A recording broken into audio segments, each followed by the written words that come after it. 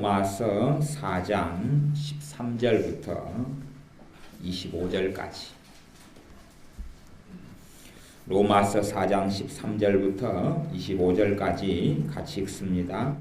아브라함이나 그 후손에게 세상의 후사가 되리라고 하신 언약은 율법으로 말미암은 것이 아니요 오직 믿음의 의로 말미암은 것이니라.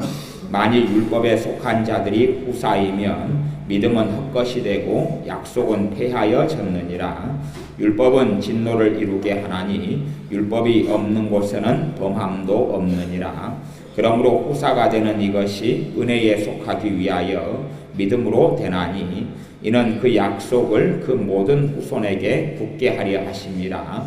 율법에 속한 자에게뿐 아니라 아브라함의 믿음에 속한 자에게도니 아브라함은 하나님 앞에서 우리 모든 사람의 조상이라. 기록된 바 내가 너를 많은 민족의 조상으로 세웠다 하심과 같으니 그의 믿은 바 하나님은 죽은 자를 살리시며 없는 것을 있는 것 같이 부르시는 이시니라. 아브라함이 바랄 수 없는 중에 바라고 믿었으니 이는 내 후손이 이같으리라 하신 말씀대로 많은 민족의 조상이 되게 하려 하심을 인함이라. 그가 백세나 되어 자기 몸에 죽은 것 같음과 사라의 태에 죽은 것 같음을 알고도 믿음이 약하여지지 아니하고 믿음이 없어 하나님의 약속을 의심치 않고 믿음에 견고하여져서 하나님께 영광을 돌리며 약속하신 그것을 능히 이루실 줄을 확신하였으니 그러므로 이것을 저에게 의로 여기셨느니라.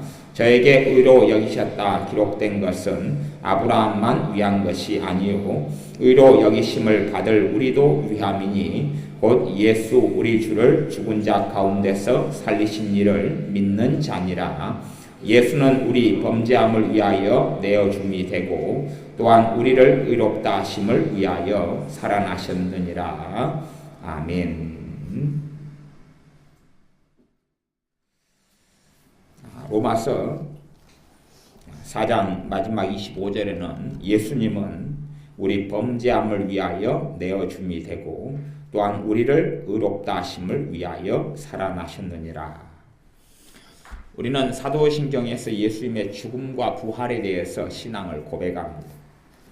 그리고 단지 예수님의 죽으심만 강조하고 생각하는 경향이 있는데 로마서 4장 25절에는 예수님께서 죽으신 이유가 우리의 범죄함이다. 그럼 우리의 죄 때문에 범죄함 때문에 그렇고 또한 주님께서 부활하신 이유가 우리를 의롭게 하시기 위하여 부활하셨다 그럽니다. 수학적으로 따져본다면 우리가 범죄했다 그 말은 빚을 지고 있다. 마이너스 지옥에 갈 것이죠. 마이너스 빚을 지고 있는 것. 그리고 이제 주님의 십자가의 죽으심을 믿고 받아들이면 내가 내 옛사람이 십자가에 죽은 것이고 주님께서 나를 위해 심판을 당하신 것 때문에 영이죠. 영. 다시 이야기하면 표현하자면 지옥에 갈 사람이 지옥에 가지 않게 된다. 대신에 천국도 못 가는 거죠. 그 영인 상태. 아무것도 아닌 상태. 거기에 주님의 부활하심 때문에 의롭게 된 사람. 의롭게 된 사람만이 천국에 들어가죠. 이게 마이너스인 사람이 0이 되고 0인 사람이 플러스가 되는 것. 지옥에 갈 사람이 지옥에 가지 않게 되고 또한 하나님의 나라 천국을 얻게 되는 것. 그것이 주님의 죽으심과 부활에 있는 비밀이 되겠습니다. 그래서 부활이 중요한 이유는 부활이 없으면 우리가 의롭게 됨이 없기 때문에 그런 것이. 단지 부활이 없으면 우리가 나중에 부활의 소망까지도 없다 그런 이야기가 아니라 주님의 죽으심이 있어야 우리의 속죄, 대속이 이루어지고 주님의 부활이 있어야지만이 우리가 의롭게 된다 하는 이야기입니다. 그것이 로마서 4장 25절의 말씀입니다. 로마서의 전체적인 주제는 구원이다 그랬습니다. 구원이 전체 로마서의 주제고 그 주제를 전개하기 위하여 중요한 주제들이 또한 대두하게 되는데 그 중에 가장 중요한 주제가 믿음이다. 믿음 또 하나는 의롭게 됨, 의인, 이러한 하나님의 의 이것이 중요한 주제다 그랬습니다. 성경 66권을 푸는 열쇠는 로마서에 있습니다. 로마서를 통하여 하나님의 말씀을 바르게 이해하고 알 수 있습니다.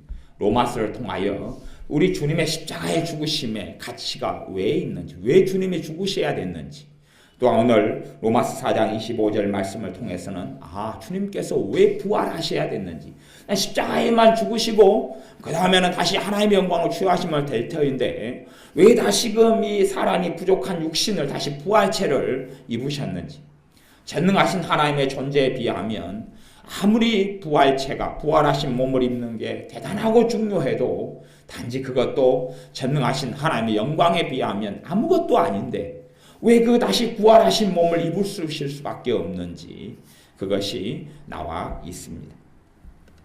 로마서를 깊이 있게 읽으면서 우리가 믿고 있는 복음이 무엇인지, 우리에게 허락하신 주님의 은혜가 무엇인지 우리가 그 은혜 속에 들어가야 할 것입니다.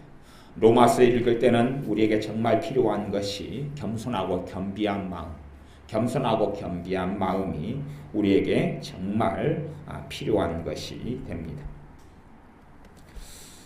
4장 15절 말씀에는 율법은 진노를 이루게 하나니 율법이 없는 곳에는 범함도 없느니라. 이 땅의 모든 사람이 하나님께서 시내산에서 이스라엘 백성 율법을 주실 때에 모든 사람이 율법을 받은 것과 같습니다.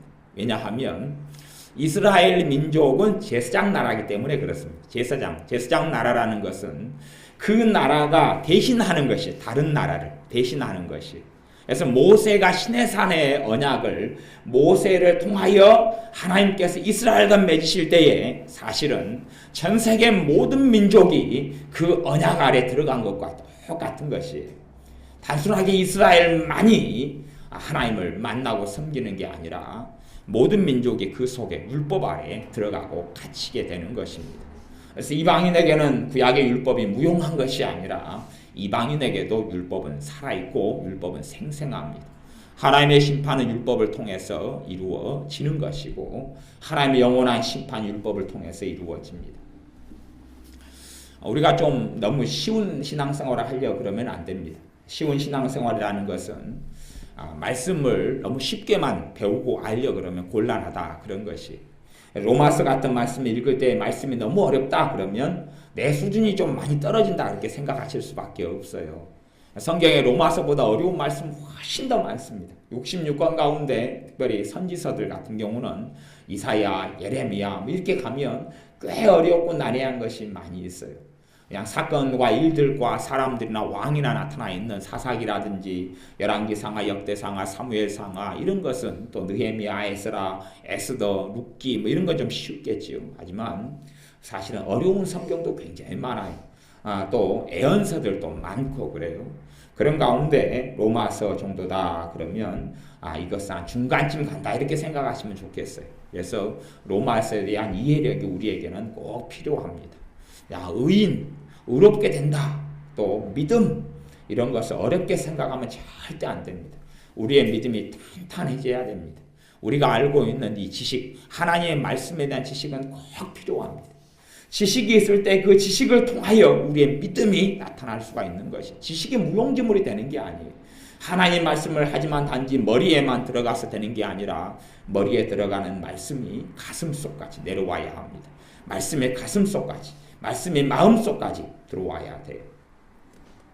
하나님께서 말씀을 때때로 어렵게 적어 놓으셨지만 우리가 말씀을 성령님의 역사하심을 통하여 이해할 수 있도록, 깨달을 수 있도록 그렇게 꼭 기도하시고 사모하시고 원하셔야 됩니다.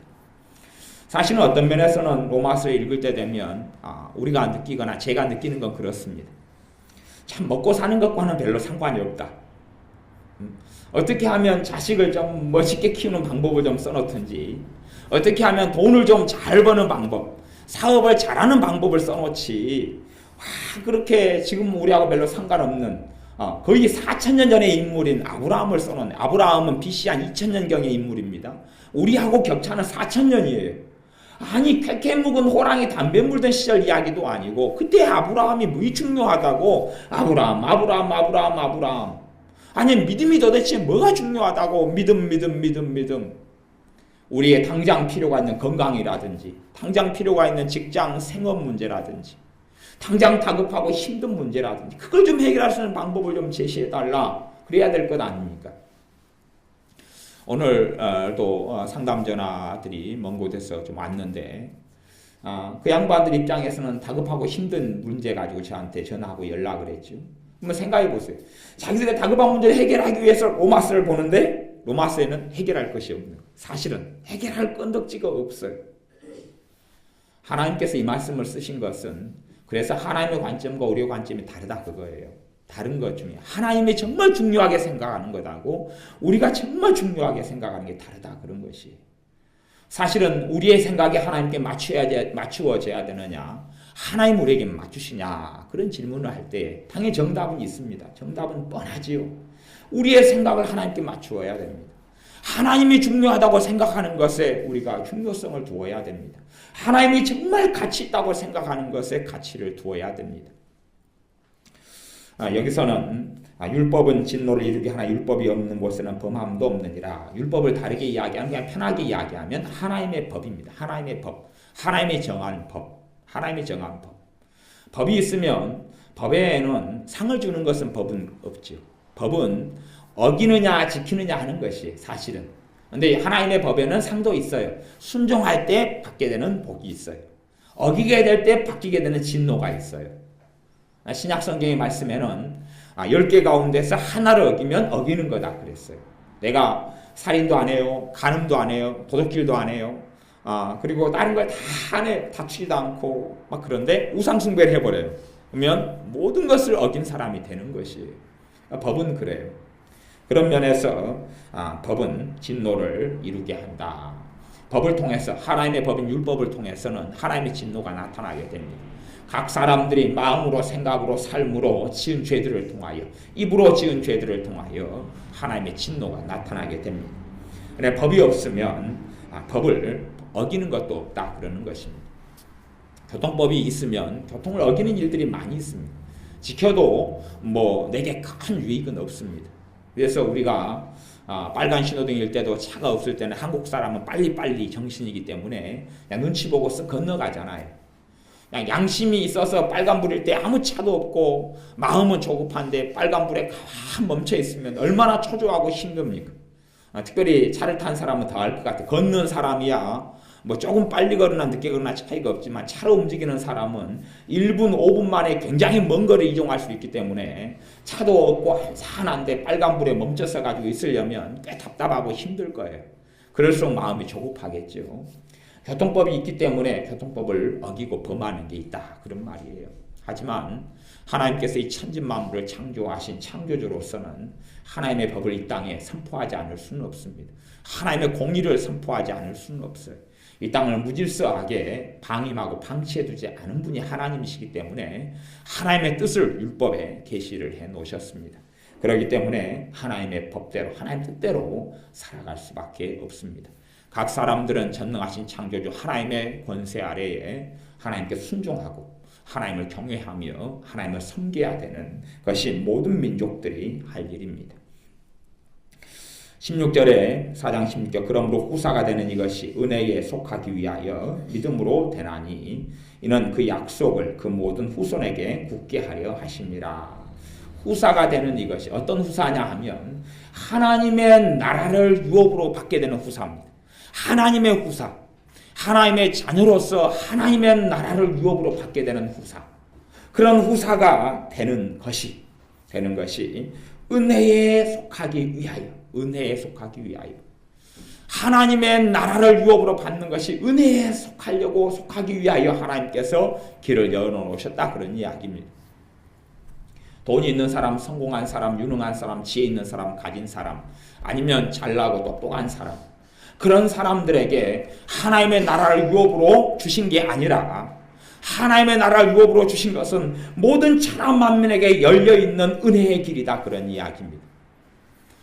과거에 어떤 창기가 있었습니다. 창녀로서 인생을 30살 때까지 살았습니다. 일찍부터 자기의 몸물을 제공해서 이러한 돈을 벌고 먹고 사는 비참한 삶 속에 여자가 살아왔습니다. 온통 보고 생각하고 경험하고 사는 것이 죄뿐입니다. 그런 30살 때까지의 여자가 이제는 자궁암에 걸렸습니다. 그리고 죽을 날을 3개월 정도밖에 남겨놓지 않았습니다. 그렇게 따지면 30살까지 그 젊음의 때, 죽을 때까지 그 때를 장기로서 자기 몸으로, 생각으로, 말로 다른 사람을 죄짓고 자기도 죄짓고, 그리고 자기의 그 비참한 삶을 벗어나지 못해서 온통 절망과 비극과 한탄으로 산 여자가 도대체 어떻게 하나님의 나라를 유업으로 받을 수 있단 말입니까? 도대체 어떻게 하나님의 나라에 들어갈 수 있는 길을 얻을 수 있단 말입니까? 근데 하나님께서는 말이나 놓으셨습니다. 그 길을 열어놓으셨습니다. 우리 주 예수님을 통하여 그 길을 열어놓으셔서 그렇게 비참하게 살고 어리석게 살고 절망과 슬픔과 분노와 한으로 가득된 여인이 하나님의 나라로 후사로 받을 수 있는 길을 열어놓으셨다, 그런 이야기. 그것이 은혜다, 그러니 은혜다, 그런 이야기입니다.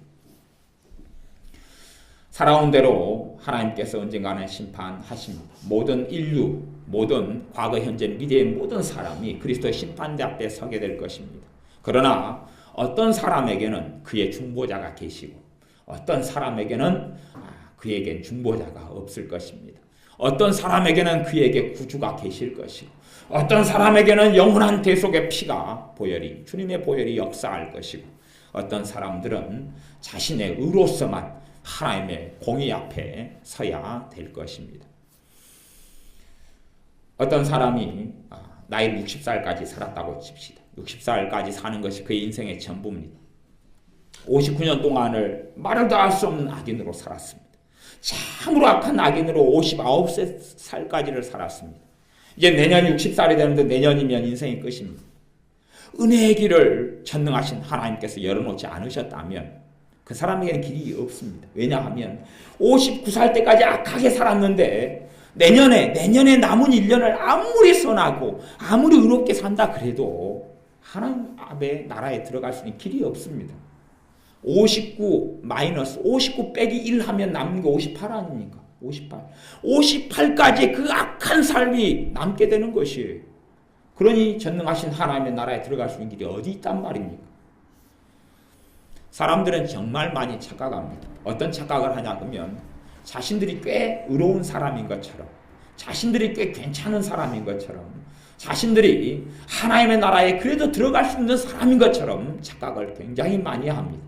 물론 제가 이야기하는 착각은 불신자에 대한 이야기입니다. 이 땅에 그냥 보통 평범하게 살아가는 사람들에 대한 이야기입니다. 안 믿는 사람들을 전도하거나 만나보면 그 사람들 가운데 내가 정말로 악한 사람입니다. 나같이 못된 사람이 어디 있을까요? 그렇게 한탄하는 사람을 제가 본 적은 없습니다. 그렇게 본 적은 없어요. 오히려 신자들 가운데는 그런 사람을 종종 봅니다. 신자들 가운데, 믿는 사람 가운데는 내가 정말 악한 사람입니다. 나같이 못된 먹은 사람이 어디 있을까요? 그럽니다. 그렇게 고백하고 말하는 사람들이 정말로 극악한 삶을 사는 게 가능할 것 같습니까? 그 죄에 대한 아픔과 죄에 대한 통함과 한탄을 느끼고 살아가는 사람이 정말 악하게 사는 게 가능할 것 같습니까? 그렇게 거의 불가능합니다. 단지 정말 악하게 살아가도 단지 자기 혼자의 죄만 빠져 살아갈 뿐입니다. 타인을 악하게 하고 타인을 모함하고 타인의 인생을 무너뜨리는 삶은 어쩌다가 실수로는 살 수 있을지 몰라도 그러나 그렇게 고의적이고 악의적으로는 죄를 느끼고 깨닫는 사람이 살지는 못합니다. 이 땅의 대다수의 불신자들, 주님을 섬기지 않는 사람들, 주님께 복음을 듣고도 나오지 않는 사람들, 아니면 교회에 나오지만 종교인으로서 주님을 제대로 알지 못하고 믿지 못하는 사람들, 그런 사람들의 공통점은 뭐냐 하면 자신이 그렇게 대단한 악한 사람인 것을 느끼지 못한다는 것입니다. 자신의 죄를 발견하지 못한다는 것입니다. 내가 얼마나 불의하고 악한 사람인지, 하나님의 은혜가 아니고서는 전능하신 하나님께 설 수 없는 사람인지를 느끼지 못하고 알지 못합니다. 느끼지 못하고 알지 못해요. 그런 사람의 믿음이라는 것은 정말로 보잘것없거나 또한 그들이 믿음의 주요 온전케 하시는 주인 예수님을 필요로 할 일이 없다 하는 것입니다. 그래서 무수히 많은 사람들에게 복음이 전파되고 증거되어져도 그들은 반응하지 않습니다. 오히려 어떤 면에서는 사역리식의 전도보다는 오히려 또 다른 면에서 전도가 필요할 것이라고 봅니다. 사역리식의 전도는 뭐냐 하면 하나님은 당신을 사랑하시며 당신을 위한 놀라운 계획을 가지고 계십니다. 그렇게 이제 사역리식의 전도는 출발합니다. 하나님은 당신을 사랑하십니다. 그렇게 하면 사람들이 뭐라고 반응하냐 그러면 저희도 사형리식의 전도를 오랫동안 하고 살아와서 사람들이 반응하기를 하나님이 나를 사랑하시면 돈 좀 줘보라 그래. 하나님이 나를 사랑하시면 나를 왜 이렇게 살게 만들어? 그게 말이 되는 소리야? 하나님이 나를 사랑하신다며. 그렇게 반응합니다. 사람들은 정말 하나님의 사랑이 무엇인지를 오히려 알지 못하고 물질적인 것으로 손에 쥐는 것으로 그렇게 생각합니다. 그리고 사람들은 자신이 하나님의 은혜를 받을 사람이 아닌 것을 깨닫지를 못합니다. 하나님 앞에 이방 사람이요, 하나님 앞에는 전혀 하나님의 분깃과는 관련이 없는 사람인 걸 생각하지 못합니다. 그리고 자신은 괜찮은 사람인 것처럼, 의로운 사람인 것처럼, 당연히 하나님께서 자신을 사랑해 주신 게 당연한 것처럼, 하나님께서 자신에게는 당연히 복을 주셔야 하는 것처럼, 하나님의 자신을 돌봐주셔야 하는 것처럼 생각합니다. 사실은 하나님과는 아무 상관이 없고 하나님의 진노가 나타나는 것이 당연한 것입니다. 그래서 율법은 진노를 이루게 한다. 하나님의 법인 율법이 있기 때문에 율법과 나를 대조해 보면 내 삶 속에 죄가 명명백백하게 드러날 것이 아닙니까? 지금 세상에는 이제 동성애를 인정하는 것이 점점점 많은 추세가 되었습니다.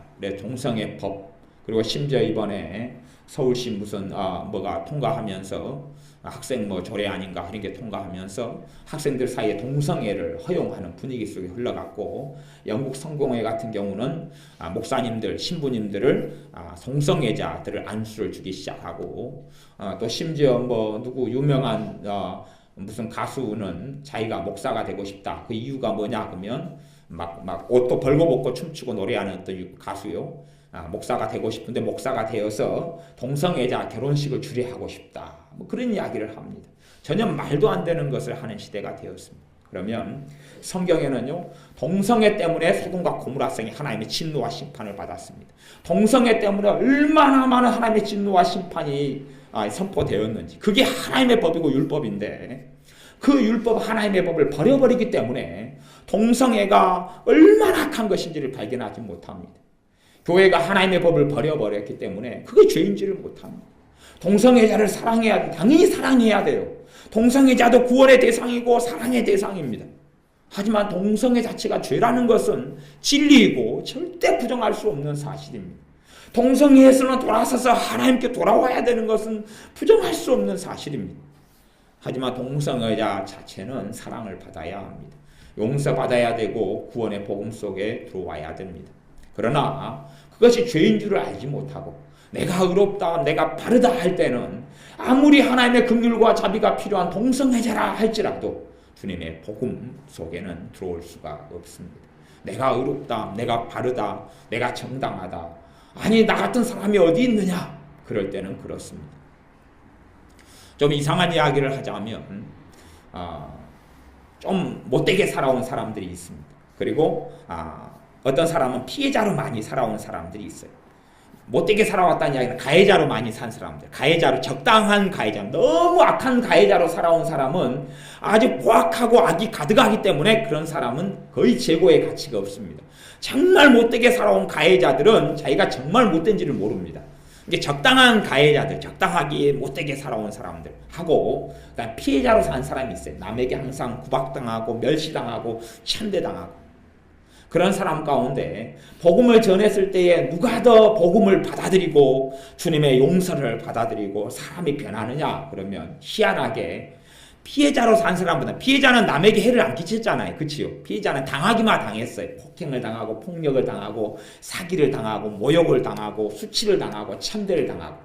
피해자보다는 좀 못되게 산 가해자들이 예수님을 만나기가 쉬운 경향이 있습니다. 왜냐하면 피해자는 가해자하고 자기하고 비교하니까 자기는 항상 자기는 손해본 사람이, 자기는 그렇게 못된 사람이 아니고 나에게 작년에 어떤 못된 놈이 나타나서 나를 공격했고, 재작년에 어떤 못된 사람이 나를 힘들게 했고, 그 앞에도 어떤 못된 사람이 그렇게 했고, 학교 다닐 때는 어떤 못된 친구들이 나를 이렇게 돈을 뺏고 구박했고 힘들게 했다.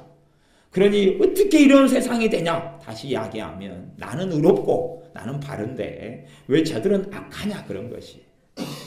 그런 사람은 시간이 지나갈수록 심지어 신자, 예수님의 사람이라 할지라도 성령님의 그 충만한 은혜는 사라져 갑니다. 약해져 갑니다. 주님의 십자가, 주님의 대속, 그 사랑을 이해하지 못하고 알지 못하는 사람이기 때문에 그렇습니다. 그래서 우리 신자들 가운데는 피해자로 산 사람들은 굉장히 주의해야 됩니다. 피해자로 산 사람은 주님의 의가 아니라 자기 의로 뒤집어 써버릴 수가 있습니다. 주님의 의가 아니라 내 의. 사람의 의라는 것은 상대적인 거잖아요. 상대적인 거. 저 사람보다 나는 좀 괜찮아. 그러면 그렇습니다. 집에 아이들이 3명이 있다고 쳐요. 3명이 있으면 애들이 큰애는 성적이 중간 갑니다. 그러니까 아이들이 30명 반 아이들 가운데 15등 한다고 쳐요. 15등. 둘째는 25등 해요. 셋째는 30명 가운데 꼴등이에요. 꼴등. 그러면 집에서 중간 가는 애, 그 다음에 후반전 가는 애하고 꼴등 가는 게 서희가 있어요. 서희면 최고 1등 하는 큰애는 큰 소리 치고 살겠죠. 내가 우리 집에서는 공부를 최고 잘해. 내가 중간은 갔는데 최고 잘해. 큰 소리 치겠죠. 그것이 사람의 의라는 것입니다. 상대적인 것이에요. 내가 딴 사람보다 좀 나오면 큰 소리 치고 대단하게 생각하지만 사실은 큰 학교로 보내보면 아무것도 아니에요. 그 중간 성격 가지고는 아무 소리를 칠 수도 없는 것이죠. 그런 것이 우리의 모습이다. 그런 것입니다. 내가 피해자로 살 때에는 나는 괜찮은 사람인 것 같아요. 내 주변에는 가해자만 있으니까. 내 주변에는 나보다 못된 사람이 있으니까. 비교하자면 나는 좀 더 나은 사람이겠죠. 나는 남한테 당하기만 당했지 해를 주지 않았고, 저 사람들은 남에게 해를 끼치고 살아왔으니까 저 사람들에 비하면 나는 괜찮은 사람이야. 그렇게 생각하고 하나님께 나와 기도를 합니다. 하나님께서는 그 기도에 응답하지 않습니다. 하나님은 그 기도를 기뻐하시지 않습니다. 참으로 하나님의 은혜, 받을 수 없는 자에게 주시는 그 놀라운 은혜를 알지 못하는 사람이기 때문에 그렇습니다. 그래서 이 땅을 살아나가면서 하나님의 깊은 은혜에 들어가기 굉장히 어려운 사람 중에 한 부류를 제가 찾자면 피해자들입니다. 피해자들은 주님의 그 큰 대속의 사랑 속에 잘 들어오지는 못합니다. 꼭 수박 거달기, 수박이 있으면 맛있는 수박을 정말 좋아하는 사람이라고 치면 맛있는 수박을 그냥 혀로 핥아만 보는 거예요. 겉을. 수박통을 있으면 한 번 핥아요. 이렇게 핥고 또 한 번 또 핥고. 제가 예전에 농장에서 일할 때에 수박지기를 했었어요. 수박을 지켰어요. 밤 되면 수박에 고초를 썼어요. 거기는 수박 한 통이 한 15만 원 이렇게 했습니다. 왜냐하면 수박 종자를 만드는 종묘 회사였기 때문에 그 수박을 지키면 아이들이 거기에서 한번 수박을 훔치러 와가지고 몇 덩이 훔친 다음에 잡히면 몇백만 원을 물어줘야 됩니다. 그건 회사이기 때문에. 그런 회사예요. 근데 정말 거기 수박은 맛있어요. 정말로 좋은 품종과 종자를 만들기 위해서 정말로 그 돈 들여서 만든 수박이에요. 저도 그 수박을 만들기 위해서 어떻게 하냐 그러면 새벽 4시에 일어나가지고 그 수박밭에 가가지고 벌들이 오기 전에 수박을 수분을 시켜요. 그리고 벌들이 다시 망치지 않기 위해서 꽃마다 다 핀셋을 다 꽂아놔요. 일일이 모든 수박마다 핀셋을 꼽아놔요. 그래서 벌들이 절대 와가지고 수분을 시키지 않도록. 그렇게 되면 종자가 엉망이 돼버려요. 사람이 일일이 손으로 이렇게 수분을 해요. 근데 인건비가 얼마나 많이 들겠어요. 해지기 전에 혹시 정신 나간 벌이 일찍 일어나 돌아다닐까 해지기 전에 핀셋으로 꽃마다 암꽃 수꽃 다 막아놓고 못 들어가게. 새벽 일찍 벌이 오기 전에 새벽 4시 5시에 일어나가지고 그걸 직접 다 수분한 다음에 다시 다 막아놓고. 그러니까 비쌀 수밖에 없지요.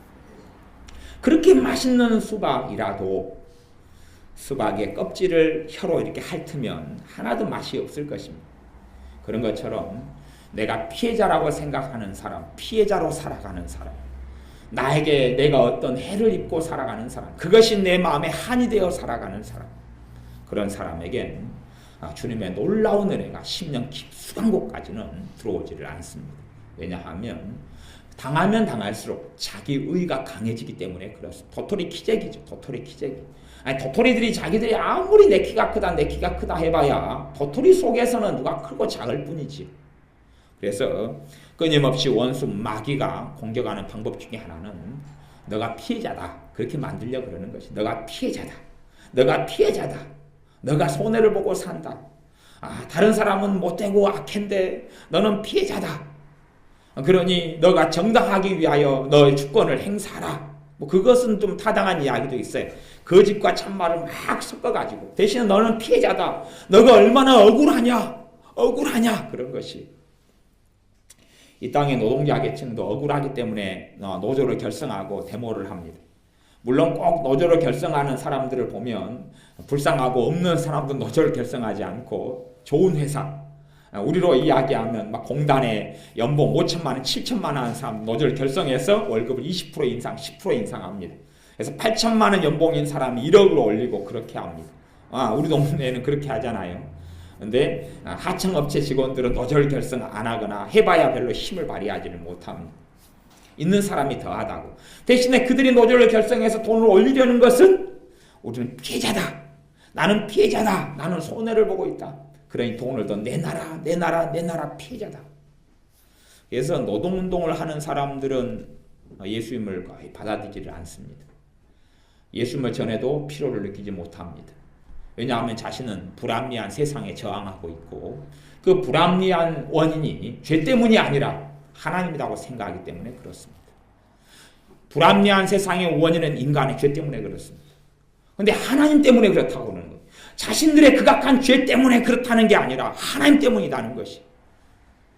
인간들이 저질러 놓은 죄를 우리 주님께서는 이 땅에 오셔서 자신의 피로 대속하셨습니다.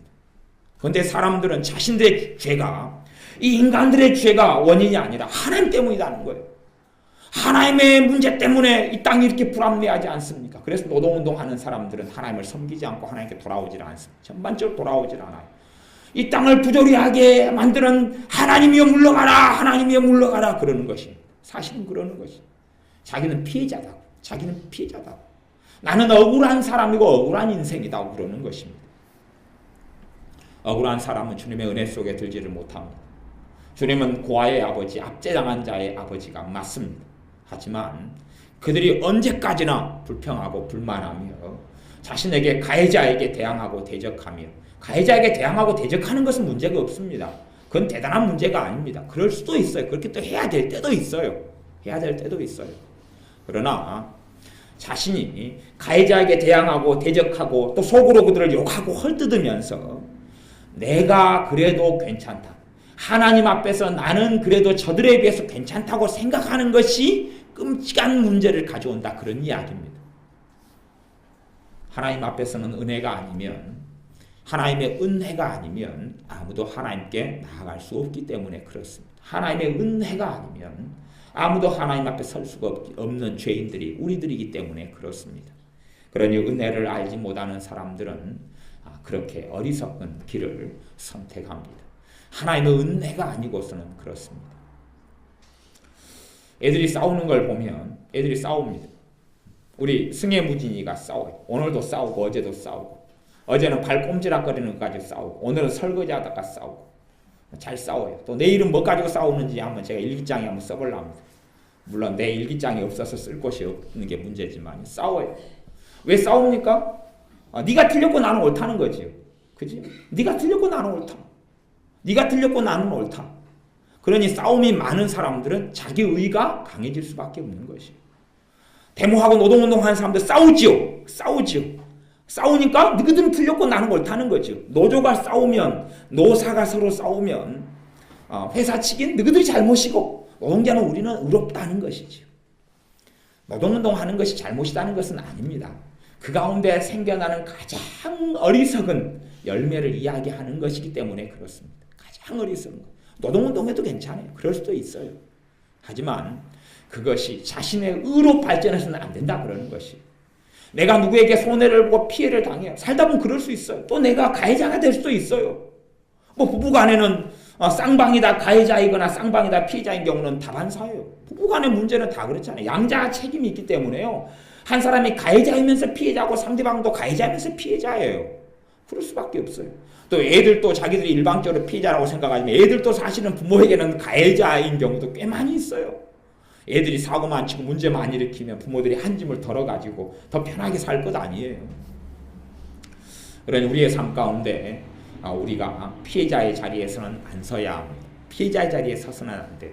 내가 피해를 당할 수는 있어도 피해자의 자리에 선다는 것은 나는 의롭다. 나는 괜찮다.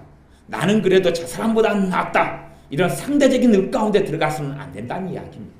전능하신 하나님 앞에 절대적인 의를 기준으로 우리가 하나님의 은혜가 아니고서는 하나님께서 은혜의 문을 열어놓지 않으면 하나님의 후사가 될 수 없다는 것을 반드시 깨닫고 기억해야 됩니다. 우리에게 그 은혜에 들어가기 위해 열어놓은 길이 믿음의 길입니다. 4장 16절 은혜에 속하기 위하여 믿음으로 되나니 예수님을 믿는 믿음, 예수님의 죽으심과 부활을 믿는 믿음의 길을 열어놓으셨습니다. 누구든지 하나님의 은혜로 인하여 후사가 되게 하기 위해서 그렇습니다. 내 의로움으로 하나님의 후사가 되는 것이 아닙니다. 우리 주 예수님을 믿는 믿음 때문에 하나님의 후사가 은혜로 되는 것입니다. 은혜를 잃어버린 사람은 은혜가 약해져 가기 시작합니다. 나의 나 된 것은 하나님의 은혜로다. 은혜의 뜻은 그렇습니다. 받을 자격이 없는 자에게 주시는 것, 받을 가치가 없는 사람에게 주시는 것, 사랑받을 자격이 없는 사람에게 주시는 하나님의 사랑, 하나님의 용서받을 수 없는 극악한 죄인에게 주시는 하나님의 용서, 하나님의 긍휼을 받지 못할 자에게 주시는 긍휼, 이방인이고 타인이고 외인이고 개개에게 주시는 하나님의 가족되는 그 사랑, 이것이 은혜입니다. 은혜.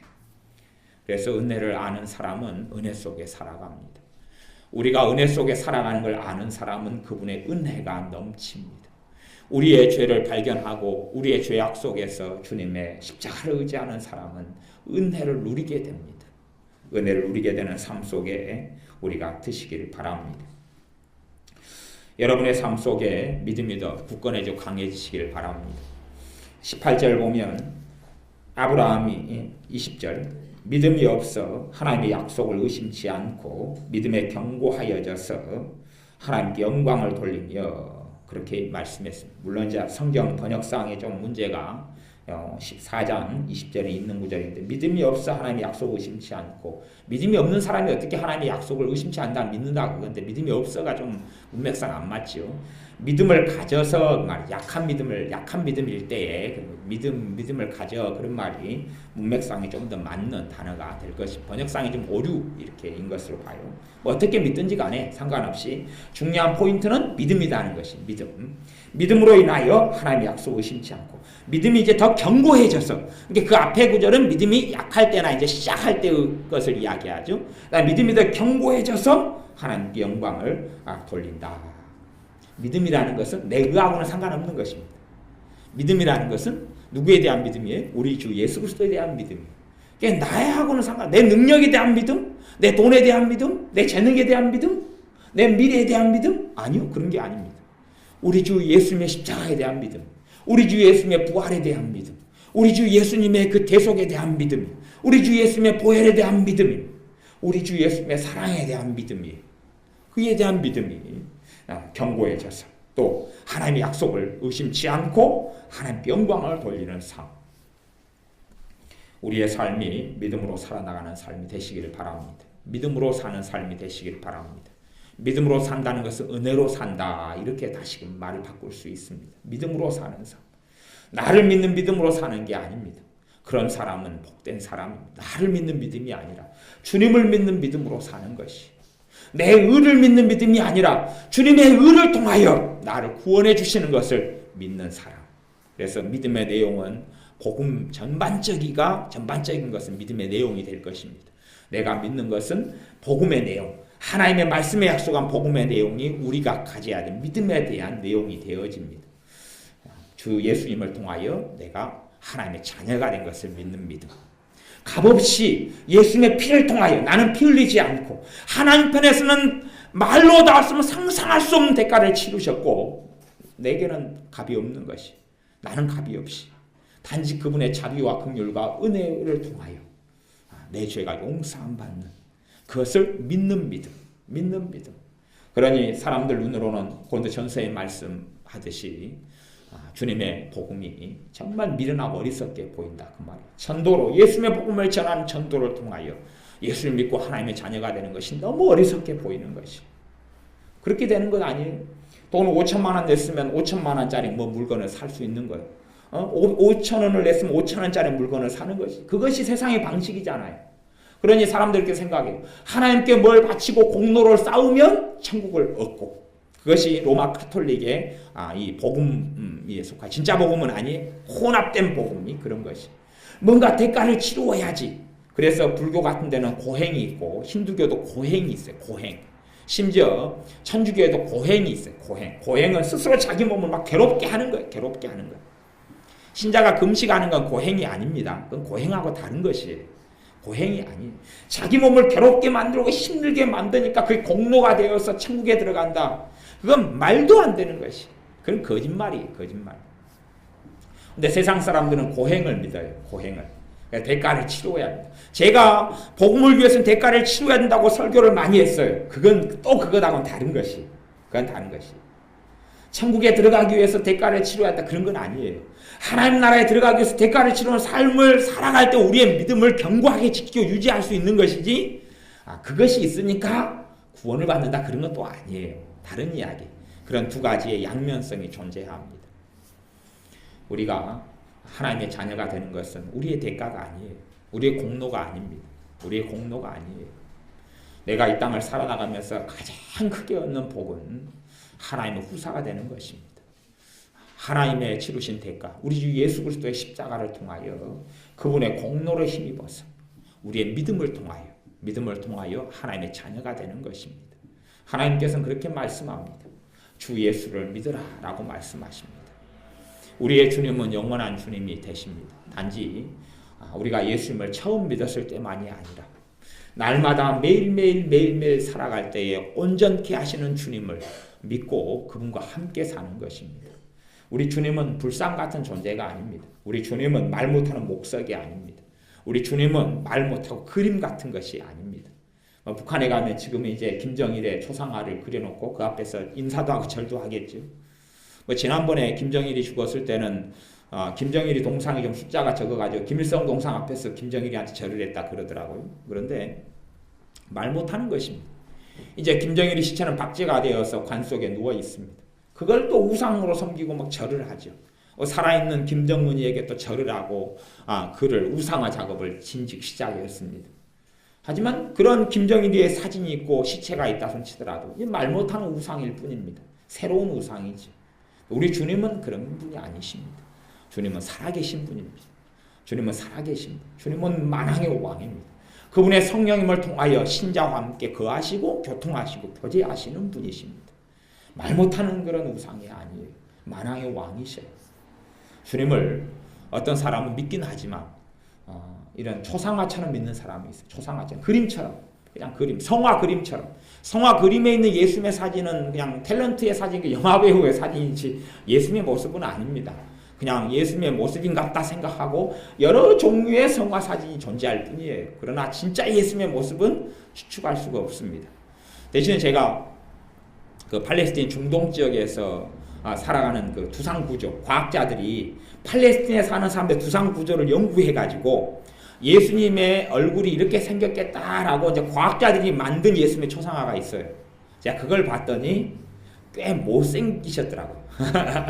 최고 못생긴 예수님이 과학자들이 또 의사들이 그 두상 전문가들이 연구해가지고 예수님의 사진을 그림을 만들어 놓은 거 최고 못생긴 예수님이더라고요. 아마 저는 그것이 사실에 가장 가까운 모습이지 않을까.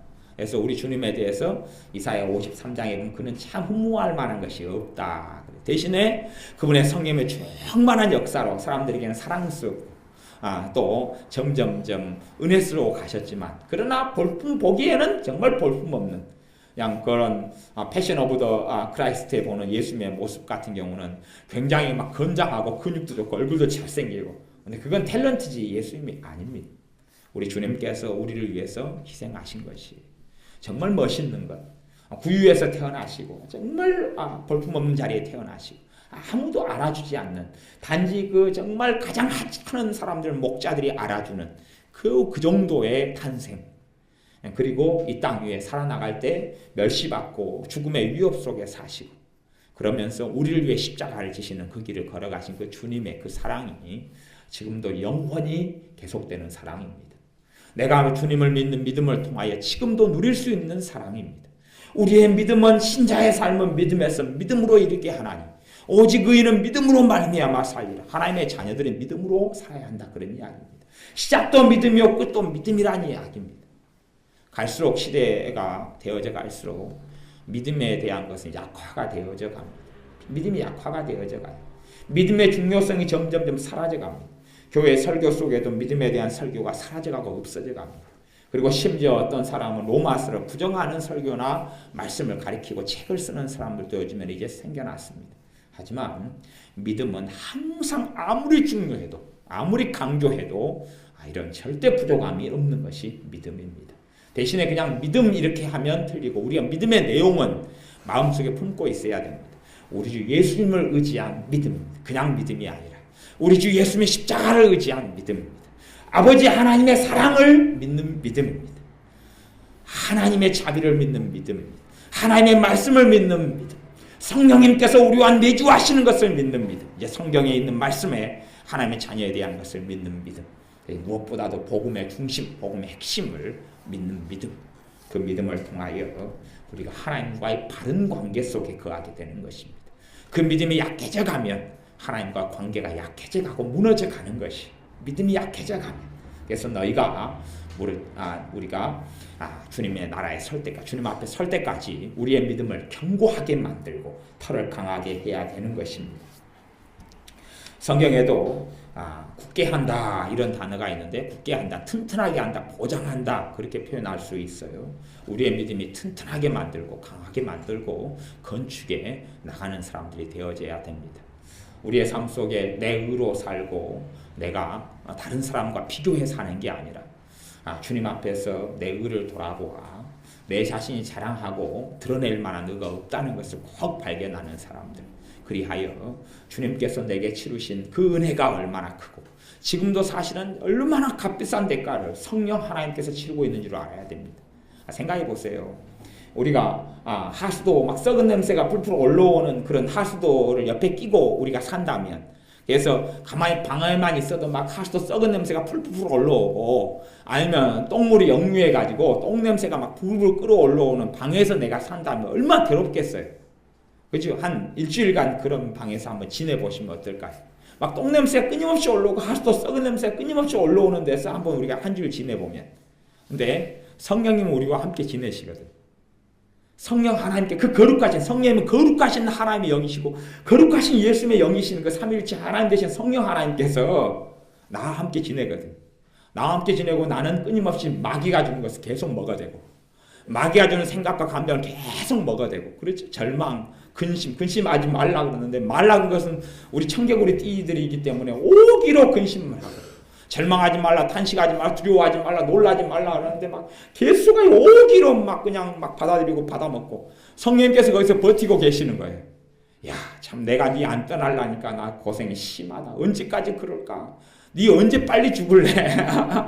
하나님 나 살아갈 날이 앞으로 많아서 40년은 너끈히 살 것 같은데 내가 40년 앞으로 견뎌야 된단 말이냐. 참 답답하다.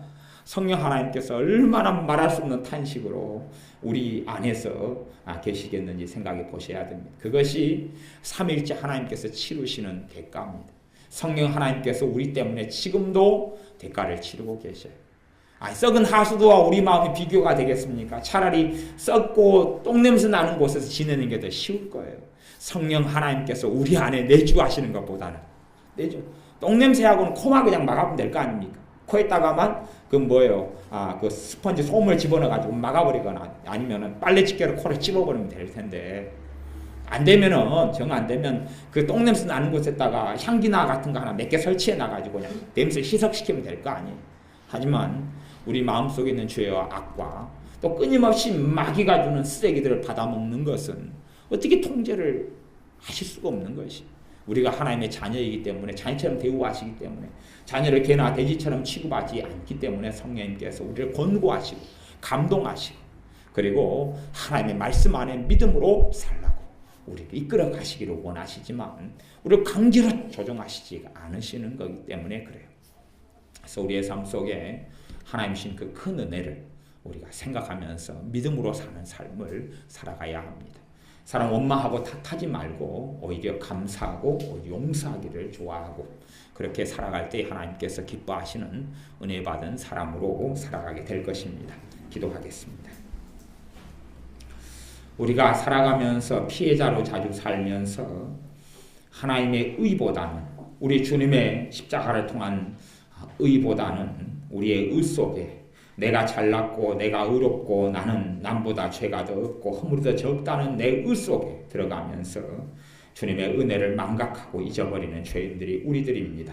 그러함으로 우리의 의 속에 들지 않고 주님의 의를 의지하는 믿음으로 살게 하여 주옵소서. 하나님의 은혜를 잊지 아니하고 지금도 계속 떼어지는 그 하나님의 그 크신 은혜를 우리가 믿고 받으며 우리와 내주하시고 함께 하시는 그 성령님께 주시는 그 큰 은혜와 교제와 교통하심과 충만케 하시는 그 은혜를 믿음으로 받고 그 속에 살아가는 우리들이 되게 하여 주옵소서. 예수님의 이름으로 기도하옵나이다.